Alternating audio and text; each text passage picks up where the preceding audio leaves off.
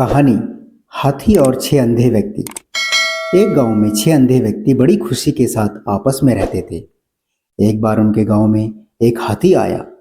जब उनको इस बात की जानकारी मिली तो वे भी उस हाथी को देखने गए, लेकिन अंधे होने के कारण उन्होंने सोचा हम भले ही उस हाथी को न देख पाए, लेकिन छूकर जरूर महसूस करेंगे कि हाथी कैसा होता है। वहां पहुंचकर उन सभी ने हाथी को छूना शुरू किया। हाथी को छूकर एक अंधा व्यक्ति बोला, हाथी एक खंबे की माफिक होता है। मैं अब अच्छे से समझ गया हूं, क्योंकि उसने हाथी के पैरों को महसूस किया था। तभी दूसरा व्यक्ति हाथी की पूंछ पकड़कर बोला, अरे नहीं, हाथी तो रस्सी की तरह होता है। तभी तीसरा व्यक्ति भी बोल पड़ा, अरे नहीं, मैं बताता हूँ, यह तो पेड़ के तने की तरह होता है। तुम लोग क्या बात कर रहे हो? हाथी तो एक बड़े सूपे की तरह होता है। चौथे व्यक्ति ने कान को छूते हुए सभी को समझाया। तभी अचानक पांचवें व्यक्ति ने हाथी के पेट पर हाथ रखते हुए सभी को बताया, अरे नहीं नहीं, यह तो एक दीवार की तरह होता है। ऐसा नहीं है, हाथी तो एक कठोर नली की तरह होता है। छठे व्यक्ति ने अपनी बात रखी। सभी के अलग अलग मत होने के कारण उन सभी में बहस होने लगी और खुद को सही साबित करने में लग गए। उनकी बहस तेज होती गई और ऐसा लगने लगा मानो वो आपस में लड़ ही पड़ेंगे।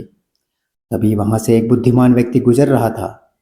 उनकी बहस को देखकर वह वहां रुका और उनसे पूछा, क्या बात है, तुम आपस में क्यों झगड़ रहे हो? उन्होंने बहस का कारण बताते हुए कहा। उस बुद्धिमान व्यक्ति को बताया कि हम यह तय नहीं कर पा रहे कि आखिर में हाथी दिखता कैसा है। उन्होंने उत्तर दिया। फिर एक एक करके उन्होंने अपनी बात उस व्यक्ति को समझाई।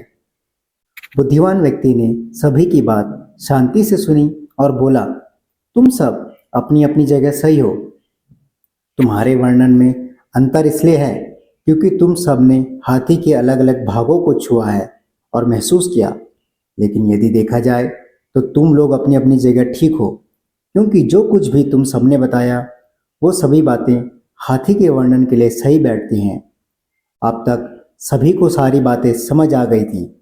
उसके बाद उस व्यक्ति ने उन्हें समझाया, यदि आप सबने जो जो महसूस किया उसके अलावा भी यदि आगे कुछ देखते तो आपको हाथी असल में कैसा होता है समझ आ जाता। दोस्तों, कई बार ऐसा होता है कि हम केवल सिक्के का एक ही पहलू देख रहे होते हैं। हमें ज़रूरत है सिक्के के दोनों पहलुओं को देखकर और समझने की। इसलिए हमें अपनी बात तो रखनी चाहिए, पर दूसरों की बात भी सब्र से सुननी चाहिए और कभी भी बेकार की बहस में नहीं पड़ना चाहिए।